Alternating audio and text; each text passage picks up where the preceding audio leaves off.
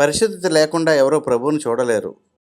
నేటి సంఘాలు పరిశుద్ధత లేకుండా జీవిస్తూ తాము పరలోకం వెళ్ళిపోతామని అనుకుంటున్నారు. నిజానికి క్రైస్తవుడికి మీసాలు ఉండకూడదు.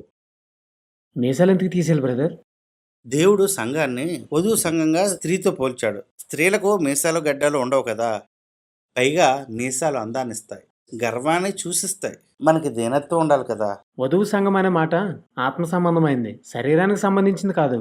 సంఘం స్త్రీతో పోల్చబడింది, అంతేగాని సంఘం అంటే స్త్రీ అని అర్థం కాదు. ఒకవేళ మీరు అన్నట్లు ఈ పదం శరీర సంబంధమైనది అయితే మీరు స్త్రీ అవ్వాలంటే మీసాల గడ్డలు తీస్తేనే సరిపోదు కదా, అవయవాలు మార్చేసుకోవాలి. మీరు అవయవాలు మార్చేసుకుంటారా? అయినా గొర్రెపిల్ల వివాహం చేసుకునేది ఈ శరీరాలను కాదు కదా, అవి పునరుద్ధరణ దేహాలు.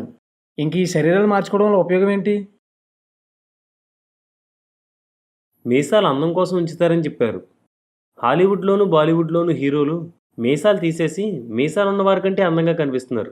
దీనికి మీరేమంటారు? మీసాలు గర్వానికి సాదృశ్యం అన్నారు కదా.